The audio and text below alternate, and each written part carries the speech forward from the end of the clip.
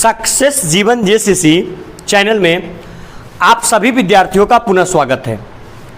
आज से हम लोग क्लास 12th के लिए डिफरेंशिएशन चैप्टर स्टार्ट करने जा रहे हैं। जैसा कि आप लोग को ज्ञात है कि एनसीईआरटी के माध्यम से ये डिफरेंशिएशन चैप्टर आपका सेकेंड लास्ट चैप्टर है फर्स्ट बुक का। तो आज से हम लोग डिफरेंशिएशन स्टार्ट करेंगे और कोशिश रहेगा हम लोगों का कि विदिन 10 क्लास लगभग 10 से 12 क्लास के अंदर में इस चैप्टर को कंप्लीट किया जाए। तो आइए बिना विलंब का हम लोग चैप्टर की शुरुआत करते हैं। जैसा कि आप लोग को ज्ञात है कि ये जो चैप्टर है, इस चैप्टर का नाम है सांतत्य तथा अवकलनीयता। सांतत्य तथा क्या बोलिए, अवकलनीयता। मतलब इसमें आपका मेनली दो चैप्टर है, एक आपका कंटिन्यूटी है और एक आपका डिफरेंशियबिलिटी है। तो जो कंटिन्यूटी वाला सेक्शन होता है वो हम नहीं पढ़ाते हैं, कंटिन्यूटी वाला सेक्शन आपको मनीष सर पढ़ाएंगे, ठीक है। जो हम पढ़ाते हैं इसमें मेनली वो डिफरेंशियबिलिटी वाला सेक्शन पढ़ाते हैं। तो अगर आप लोग बुक खोलिएगा तो आप देखिएगा सबसे पहले प्रश्नावली 5.1। तो जो प्रश्नावली 5.1 है वो आपका कंटिन्यूटी का सेक्शन है। किसका सेक्शन है बोलिए, कंटिन्यूटी का। और कंटिन्यूटी हम पढ़ाएंगे नहीं, हम पढ़ाएंगे आप लोग को डिफरेंशियबिलिटी। तो 5.1 को स्किप करते हैं और हम लोग स्टार्ट करते हैं कहाँ से बोलिएगा, 5 से 2 से। 5 से। तो आइए बिना विलंब का जल्द से, बच्चे लोग गौर कीजिएगा, जल्द से हम लोग क्लास स्टार्ट करते हैं, ठीक है। और इसको शुरू करते हैं। चलिए, आज तो बुक का कोई काम है नहीं, क्योंकि आज जितना भी चीज़ें हम बताएंगे लगभग 100% चीज़ें हम खुद से डिस्कस करेंगे। आइए सर, देखिए इसको गौर कीजिएगा। सबसे पहले समझिए इस चैप्टर का रिलेवेंस क्या है।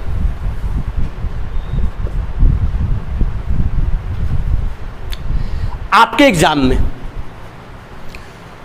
इस चैप्टर से, चैप्टर का नाम आपका है डिफरेंशिएशन और प्लस इसके बाद का chapter application of differentiation, right.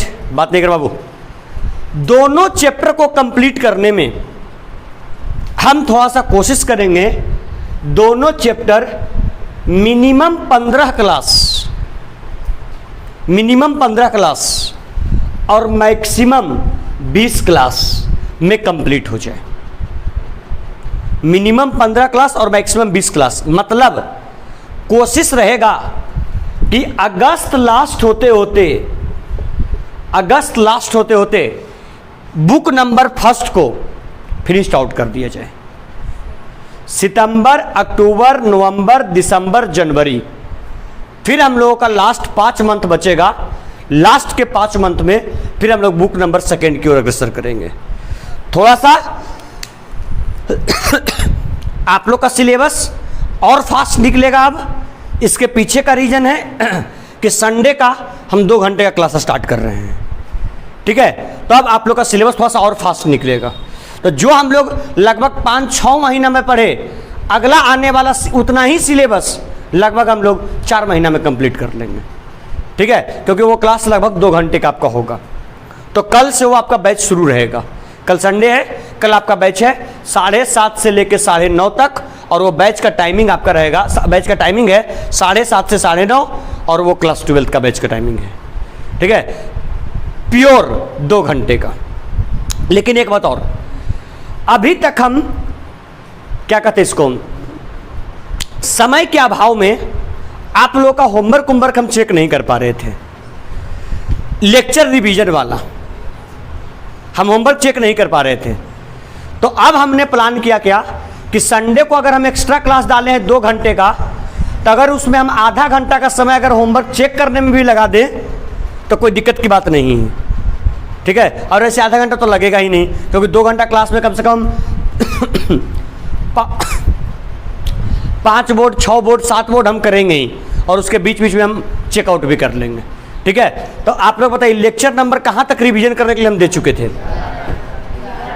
11 तक ऑलरेडी दिया हुआ है, सबका बना हुआ है। चलिए, तो ऐसा काम कीजिएगा, कल ही के क्लास में लेक्चर नंबर 11 तक दिया हुआ है, कल के क्लास में लेक्चर नंबर 12 आप करके आएंगे, लेक्चर नंबर 12।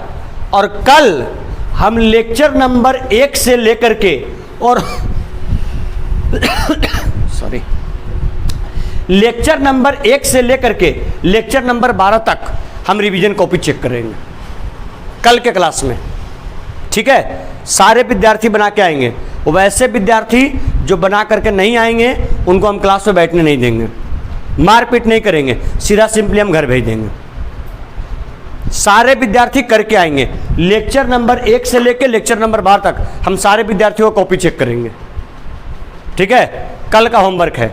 और अगले बार से क्या काम करेंगे, कल होमवर्क देंगे 13, 14, 15, 3 लेक्चर देंगे और 1 सप्ताह का समय रहेगा, संडे को फिर चेक करेंगे। ऐसे कर देंगे, पर डे चेक करने का सिस्टम नहीं रखेंगे। ठीक है, आइए सर बिना विलंब का शुरुआत करते हैं। आप लोग को बता दिए बच्चा, ध्यान दो यहाँ पर, आप लोग को बता दिए डिफरेंशिएशन और एप्लीकेशन ऑफ डिफरेंशिएशन, ये आपका 2 चैप्टर है। बताए टारगेट रखेंगे 15 से 20 क्लास में दोनों आपका कंप्लीट हो जाए। अभी तक आप लोग का मैथ का 43 क्लास हो चुका है, आज क्लास नंबर 44वां है मैथ का। ठीक है, 43 क्लास आपका मैथ का हो चुका है।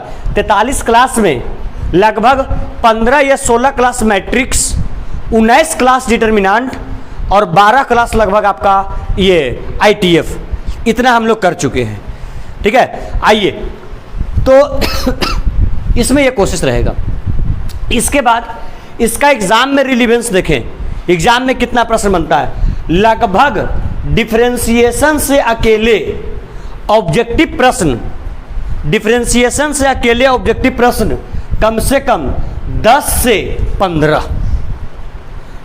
15 क्वेश्चन अकेले डिफरेंशिएशन से पूछाता है एग्जाम में। और अगर यहां से सब्जेक्टिव प्रश्न की बात करें तो सब्जेक्टिव का 2 नंबर वाला में कम से कम 5 प्रश्न और 1 क्वेश्चन पूछाता है 5 नंबर वाला में। अगर मेनली देख लिया जाए तो 15 नंबर इधर और 10 नंबर इधर 25 और 5 नंबर इधर 30, लगभग डिफरेंशिएशन चैप्टर से अकेले, डिफरेंशिएशन और एप्लीकेशन ऑफ डिफरेंशिएशन से अकेले लगभग आपका 20 से 30, मिनिमम 20 नंबर और मैक्सिमम 30 नंबर, कभी कभी ये संख्या बढ़ के 35 भी हो जाता है केवल डिफरेंशिएशन चैप्टर से। और ये चैप्टर जो आपका है बिल्कुल आसान है। थोड़ा सा क्या काम करना है, हल्का सा रिजल्ट के ऊपर कमांड करना है। अगर हल्का सा रिजल्ट के ऊपर आपने कमांड कर लिया मतलब आपका मामला सेट हो गया। और उसके लिए तरीका क्या है, इसको स्टार्टिंग से, और जो विद्यार्थी का ये दोनों चैप्टर अच्छा हो गया तो इसके तुरंत बाद जैसी दोनों चैप्टर कंप्लीट हुआ, बुक नंबर 1 आपका फिनिश हो गया, बुक नंबर 2 में तुरंत स्टार्ट करेंगे चैप्टर इंटीग्रेशन। इसी डिफरेंशिएशन का 50% यूज जो है वो आपका इंटीग्रेशन में होगा। मतलब डिफरेंशिएशन अकेले डिफरेंशिएशन में हेल्प नहीं करेगा, डिफरेंशिएशन के साथ साथ इंटीग्रेशन में भी 50% हेल्प करेगा। और इंटीग्रेशन चैप्टर से आपके एग्जाम में लगभग 35 से 40 नंबर का क्वेश्चन पूछा जाता है केवल इंटीग्रेशन से, केवल इंटीग्रेशन से। और इंटीग्रेशन वही बच्चा का ठीक होगा जिस बच्चे का डिफरेंशिएशन और जिस बच्चे का ITF ठीक होगा उसका। इसलिए हम ITF पर बहुत जोर देते आए हैं और अभी भी जोर देंगे और उसका फार्मूला भी सुनेंगे ITF क्यों। और एक बात, जिसका ITF ठीक उसका डिफरेंशिएशन ठीक, जिसका ITF और डिफरेंशिएशन दोनों ठीक उसी का इंटीग्रेशन ठीक। क्योंकि हम आप लोग याद कीजिए इंट्रोडक्शन क्लास में हम बताए थे कि सारा चैप्टर एक दूसरे से इंटर रिलेटेड है, जुड़ा हुआ है। अगर एक को आप अच्छे से कंप्लीट कर रखेंगे तभी आगे जाकर के आपको नेक्स्ट चैप्टर में हेल्प मिलने वाला है। बात क्लियर। तो आइए अब बिना विलंब का हम लोग डिफरेंशिएशन स्टार्ट करते हैं।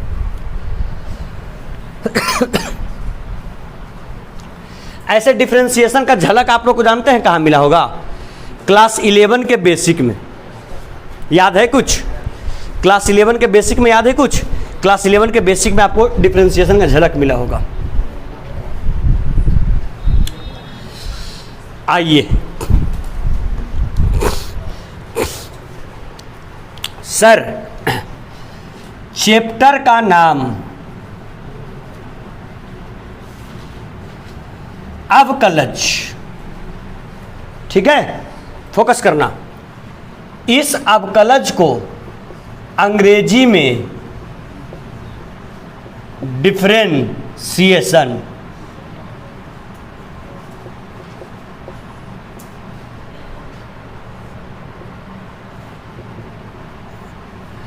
देखिए आपका बुक इसको बोलता है अवकलनीयता, डिफरेंशिएबिलिटी, ठीक है, लेकिन नॉर्मली इसको हम लोग बोलते हैं क्या, बोलिए, अवकलज। अंग्रेजी में क्या, डिफरेंशिएशन। फोकस करना, बड़ा शानदार और बड़ा बेहतरीन चैप्टर है, राइट। लेकिन हम कल के बैच में हम बोले हैं कि आप लोग घर जा करके और ITF का फार्मूला एक दो बार कंप्लीट करके आइएगा, बोले थे, रिवाइज किए हैं कुछ। आइए देखिए बाबू, सब पहले बैठो सीधा होकर के। जब भी बात करते हैं डिफरेंशिएशन का, बिल्कुल फोकस, ठीक है। आज लिखने का मौका कम मिलेगा, समझने का मौका ज़्यादा मिलेगा। अगर बात करते हैं डिफरेंशिएशन चैप्टर का, तो जब भी डिफरेंशिएशन करने की बारी आता है तो किसी फलन का डिफरेंशिएशन करते हैं किसी के रिस्पेक्ट में, ठीक है। मतलब किसी फलन का हम लोग अवकलज करते हैं किसी के सापेक्ष में। सपोज करें, इसको बताओ, डिफरेंशिएशन का फर्स्ट लेटर क्या, डी। तो सपोज करते हैं कि यदि हम लोगों के पास एक फलन है और वो फलन आपका कौन सा है, बोलिए, वाई।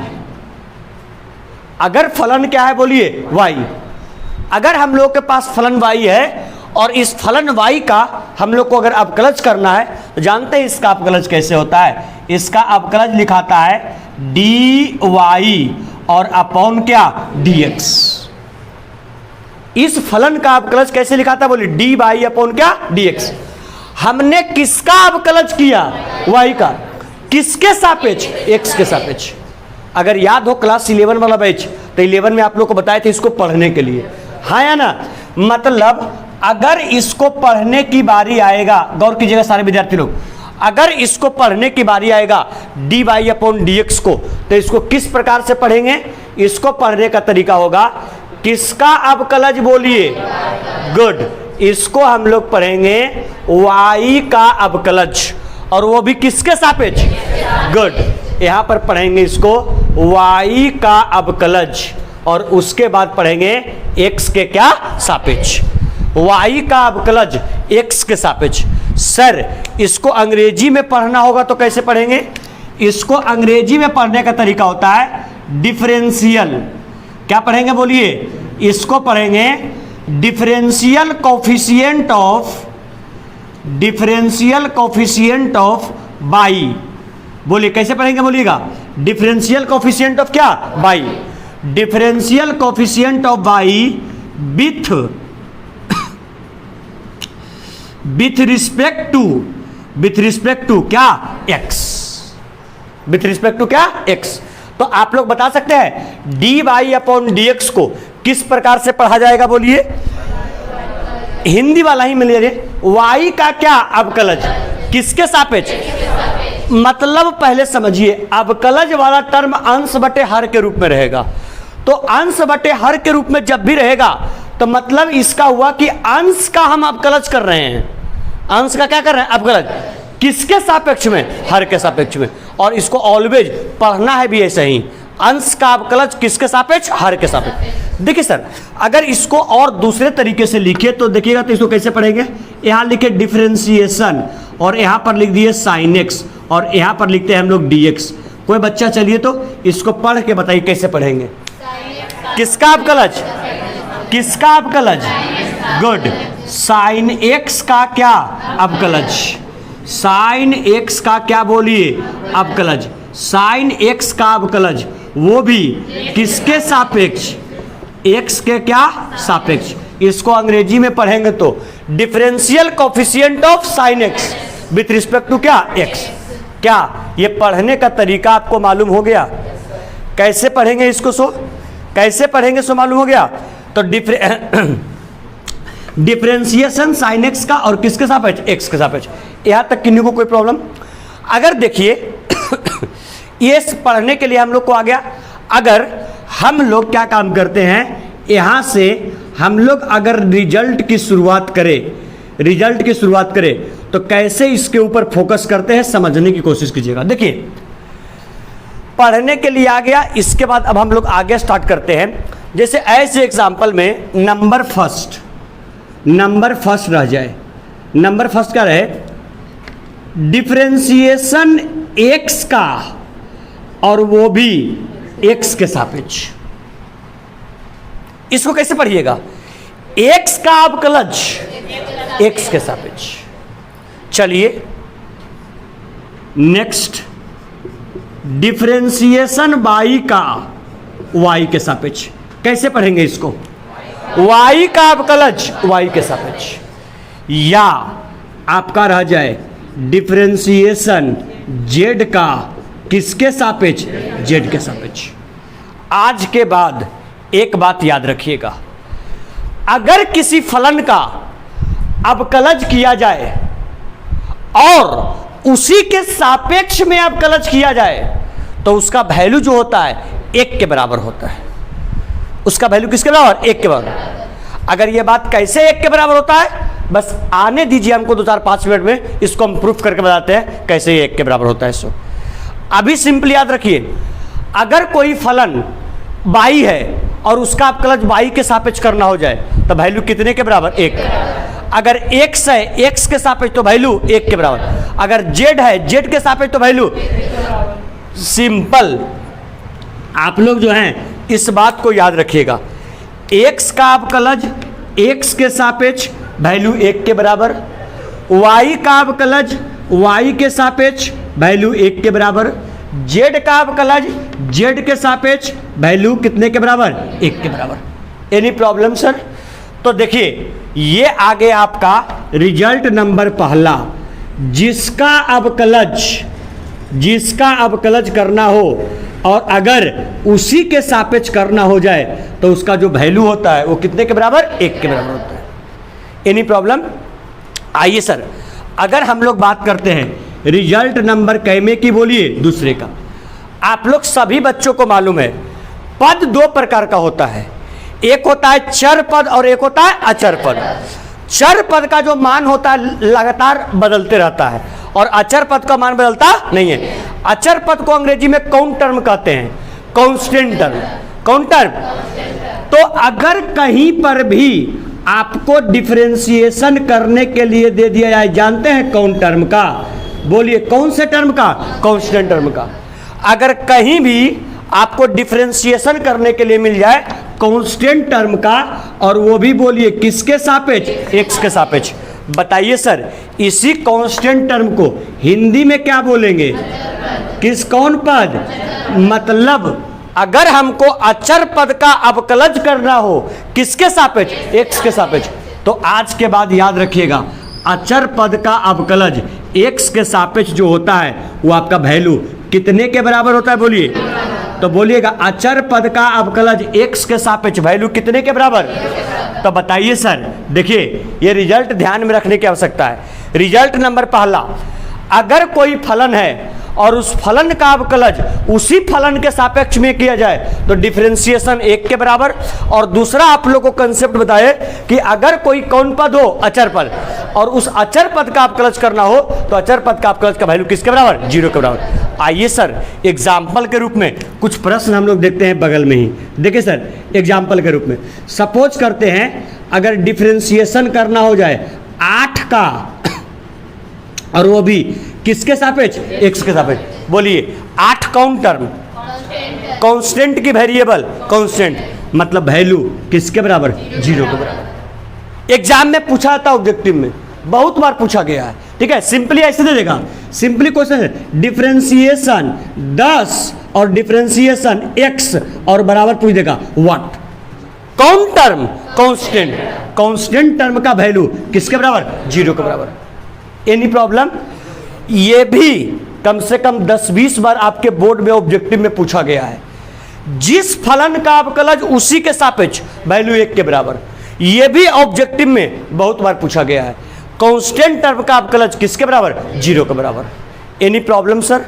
आइए, अगर इसके बाद हम लोग आगे बढ़े और आगे बढ़े रिजल्ट नंबर कैमे की ओर, बोलिए तीसरे। अगर डिफरेंशिएशन करना हो जाए किसका? x टू द पावर किसका? n का, और वो भी किसके सापेक्ष? x के सापेक्ष। गौर कीजिएगा, डिफरेंशिएशन करना हो जाए x to the power n का, वो भी किसके सापेक्ष? x के सापेक्ष। बताइए, ये n इसका पावर ना है सर? मतलब बताइए, यहां पर जो आपका n है ये चर पद है कि अचर पद? अरे चर पद की अचर पद? अचर पद कहे तो मतलब संख्या के रूप में। अरे कौन रूप में? संख्या के रूप में। आज के बाद बाबू आप लोग याद रखिएगा, और क्लास 11 के आप लोग को बेसिक में भी ये चीज बताया गया होगा, ये चीज पढ़ाया गया होगा कि अगर x पर पावर n का अवकलज करना होगा तो सिंपली पावर कहां आता है? गुना में। अरे आता है, और एक पावर क्या होता है? घट जाता है। बेसिक में पढ़ाया हुआ है ना क्लास 11 में। तो बताइए, पावर अगर आएगा गुना में तो पावर इसका क्या है? बोलिए। अरे क्या है? तो n आ जाएगा गुना में, और एक पावर क्या होता है? घट जाता है। मतलब x पर पावर n-1। ये सर, ये भी जो रिजल्ट है, ये भी जो रिजल्ट है आपके बोर्ड में 10 बार से अधिक पूछा गया है। रिजल्ट केवल कि x to the power n का रिजल्ट क्या होता है? सिंपल समझिएगा, n आपका यहां कौन पद? अचर पद। n आपका अचर पद। जब भी इस प्रकार का प्रश्न मिलता है तो सबसे पहले n जो होता है वो फलन के साथ कौन रूप में? गुना के रूप में, और एक पावर क्या होता है? घट जाता है। आइए सर, इसका सेम का इसका हम लोग एग्जाम्पल देखने की कोशिश करते हैं। सपोज डिफरेंशिएशन करना हो जाए x पर पावर 5 का, और वो भी किसके सापेक्ष? x के सापेक्ष। बताइए कौन रूप में? x to the power n के रूप में। x to the power n के रूप में। हम क्या बोले? टिंकू ध्यान दो बाबू, अगर x to the power n के रूप में रहेगा तो क्या बोले? पावर कहां आएगा? गुना में। पावर गुना में, और एक पावर क्या हो जाएगा? घट जाएगा। पावर कितना भाई? तो 5 आ गया गुना में, और x पर पावर जितना है उसमें एक घट जाएगा, तो 5 में से क्या? टफ है कि आसान है? बिल्कुल आसान है। सपोज बच्चा लोग डिफरेंशिएशन करना हो जाए कौन स्क्वायर का? x स्क्वायर का। किसके सापेक्ष? x के सापेक्ष। अगर x स्क्वायर का करना हो जाए x के सापेक्ष, बताओ क्या बताए? x to the power n। क्या बोले? पावर कहां?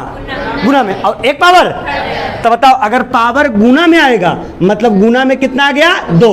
अब कई पावर घटेगा? 1। 2 में से 1 जाएगा, क्या बचेगा? 1। 1 को लिखे या छोड़े कोई फर्क पड़ता है? मतलब सर, रिजल्ट नंबर कैमा था? तीसरा। आज के बाद आप लोग याद रखेंगे रिजल्ट नंबर कैमा? चौथा। डिफरेंशिएशन किसका बोलिए? x स्क्वायर का। किसका? x स्क्वायर का। x स्क्वायर का किसके सापेक्ष? x के सापेक्ष। बताइए, x स्क्वायर का डिफरेंशिएशन x के सापेक्ष किसके बराबर? अरे बोलो, x स्क्वायर का डिफरेंशिएशन x के सापेक्ष किसके बराबर? बोलिए, 2x के बराबर। बोर्ड में 50 बार ये ऑब्जेक्टिव में पूछा गया है। कम से कम हम तो बोले 1, 2, 3, 4, ये 4 रिजल्ट जो लिखे हैं, ये 4 रिजल्ट में से अगर आपका किस्मत ही खराब होगा तो एक ऑब्जेक्टिव ये 4 में से नहीं पूछेगा, नहीं तो श्योर एक ऑब्जेक्टिव आपके बोर्ड में यहां से रहेगा तो रहेगा। बता दीजिए, जो फलन है अगर उसी का अवकलज वैल्यू कई के बराबर? कांस्टेंट टर्म का 0 के बराबर। x to the power n का पावर बाहर मतलब पावर गुना में, और एक पावर घट जाएगा। n into x power n-1, और आगे कौन स्क्वायर का? x स्क्वायर का। कई x के बराबर? अब देखिए, जो बच्चे स्मार्ट होंगे वो विद्यार्थी लोग देखेंगे हम लोग के पास जगह तो बच नहीं रहा है। चलिए ऐसा काम कीजिए, जल्दी से पहले इसको पेन डाउन कर लीजिए। राइट, फ्रैक्सा।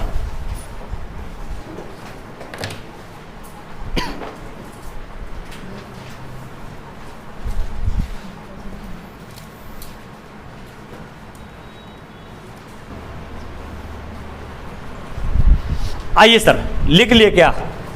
चलिए सुनिएगा, रिजल्ट कितना देख लिए? 4। सुनिए, ऐसे ही रटते चलिए रिजल्ट शुरू से ही। जिसका फलन का अवकलज अगर उसी के सापेक्ष वैल्यू 1 के बराबर, राइट। सेकेंड, कांस्टेंट टर्म का 0। Third, X to the power N का n into X to the power n minus 1 और एक्स स्क्वायर का 2x। आइए सर आगे बढ़े क्या? चलिए सुनिएगा सर,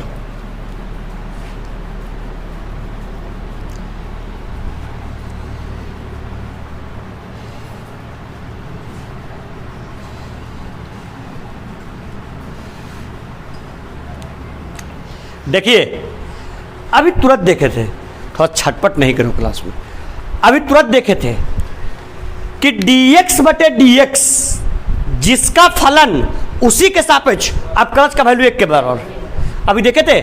आइए सर इसको ट्राई टेस्ट कर लेते हैं। dx और बटे dx इसका अवकलज निकालने की कोशिश करते हैं।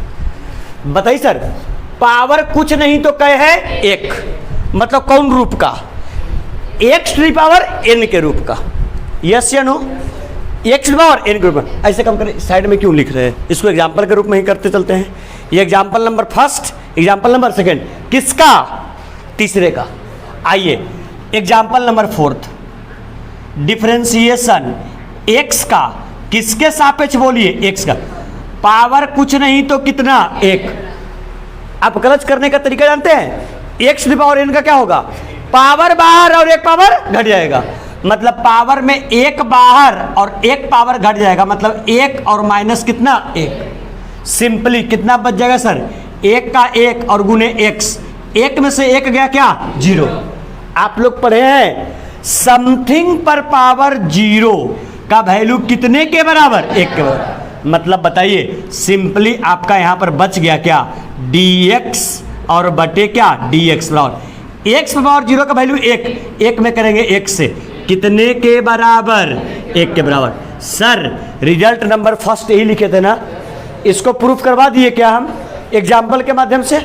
आइए सर नेक्स्ट एग्जाम्पल की ओर अग्रसर करते हैं। नेक्स्ट एग्जाम्पल, अच्छा इसको साफ कर सकते हैं क्या? याद रखिएगा ये नंबरिंग, ये सब एग्जाम्पल्स हैं, ये सब एग्जाम्पल्स हैं, लेकिन ये क्या है? मेन नंबरिंग है रिजल्ट का, इसको याद रखिएगा। 4 तक अभी किए हैं हम लोग।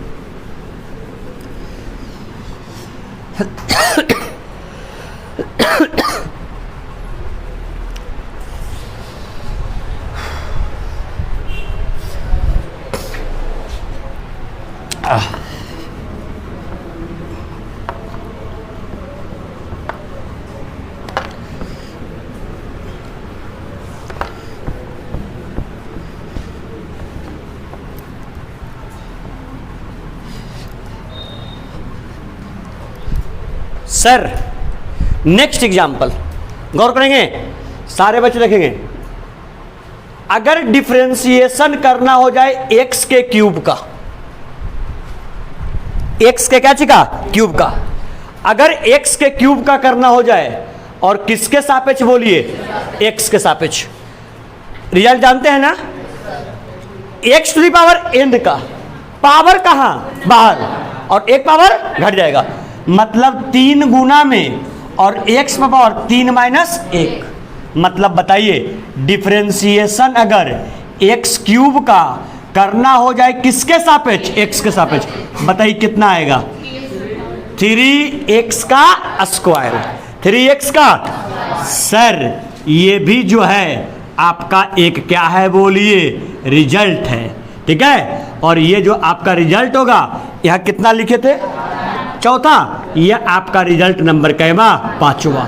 रिजल्ट नंबर 5वां प्रूफ करके बताए कि डिफरेंशिएशन x क्यू का होता है 3x का स्क्वायर। पकड़ में आ गया? नेक्स्ट अगर आगे की ओर अग्रसर करें, देखिएगा ये रिजल्ट याद रखिएगा नंबरिंग के साथ में, ठीक है।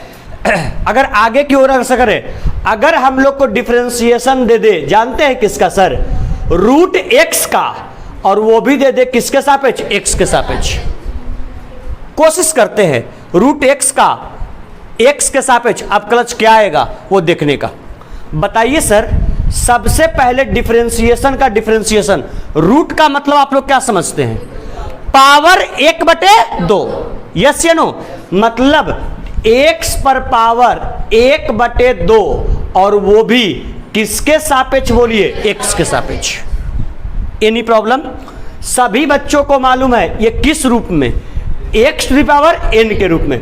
अगर x⁴n के रूप में आ गया तो लिख दे डिफरेंशिएशन रूट x का, वो भी किसके सापेक्ष? x के सापेक्ष।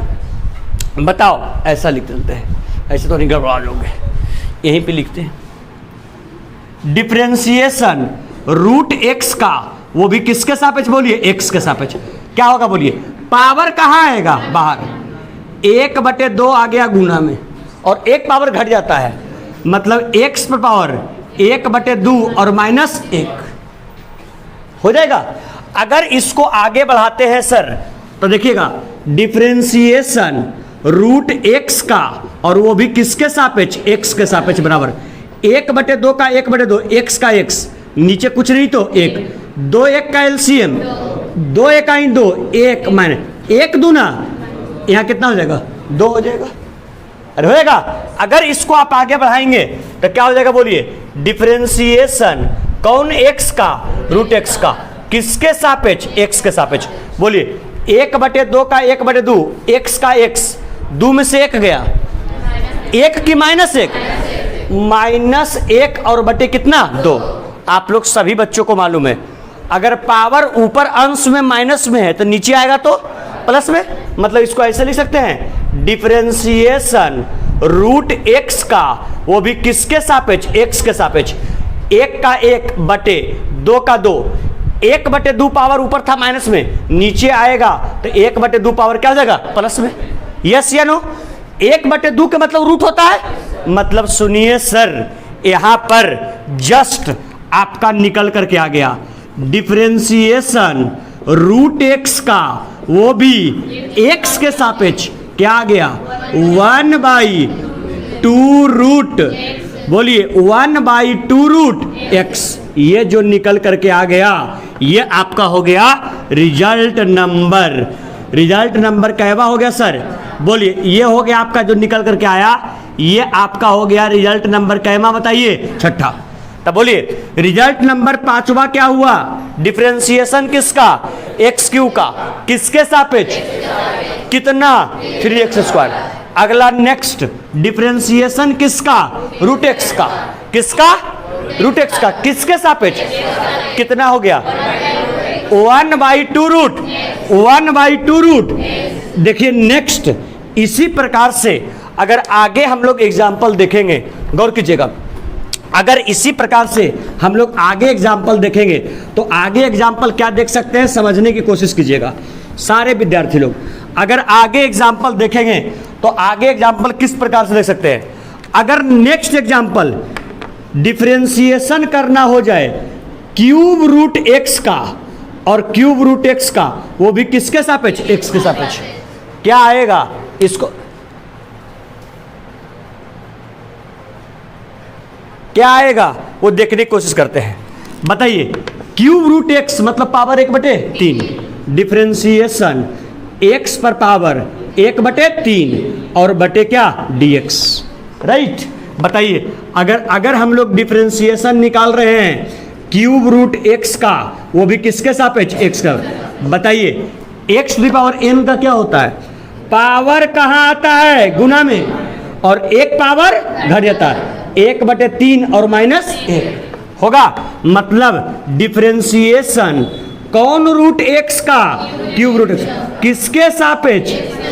किसके सापेक्ष? x के सापेक्ष। 1/3 का 1/3, x का x, नीचे कुछ नहीं तो 1, 3 1 कैल्शियम 3, 1 माइनस कितना? 3, मतलब बच जाएगा -2/3। अब बताओ -2/3 इधर ऊपर क्या में? माइनस में, नीचे भेजेंगे तो मतलब सर यहां से एक रिजल्ट और निकल करके आया, डिफरेंशिएशन कौन रूट x का, वो भी किसके सापेक्ष? क्या गया? 1 और बटे 3, 1/3, और ये पावर माइनस में नीचे आके प्लस में 1/3 गुने x में पावर 2/3। ये जो आ गया आपका रिजल्ट सर, ये आपका हो गया रिजल्ट नंबर कैवा? अरे रिजल्ट नंबर कैवा? 7वां। समझ में आया? सर आगे लिख कुछ नहीं रहे हैं, जो रिजल्ट नंबर चौथा था x to the power n का, उसी से सब निकालते आ रहे हैं। सर आइए तो लास्ट एक क्वेश्चन और इससे निकालने की कोशिश करते हैं। डिफरेंशिएशन 1/x का, वो भी किसके सापेक्ष? x के सापेक्ष। बात समझ में आ रहा? अब बताओ, तुम लोग खुद बताओ, इतना तो स्मार्ट हो ही, नीचे कुछ नहीं तो पावर कितना? 1। अगर नीचे 1 तो ऊपर जाएगा तो प्लस में हो जाएगा। सॉरी, नीचे है प्लस में तो ऊपर जाके, मतलब differentiation x to the power -1 का, वो भी किसके सापेक्ष? x के सापेक्ष होगा। मतलब बताइए सर, इसको जब लिखा जाएगा तो डिफरेंशिएशन 1/x का, वो भी किसके सापेक्ष? x। पावर कहां? पावर गुना में, और एक पावर क्या होता है? तो -1 पहले से था, फिर से हो गया -1, राइट। अगर इस प्रकार से हो गया मतलब क्या हो जाएगा? डिफरेंशिएशन किसका? 1/x का, किसके सापेक्ष? x के सापेक्ष। बताओ, -1 का -1 और x पे पावर -1 और -1 -2।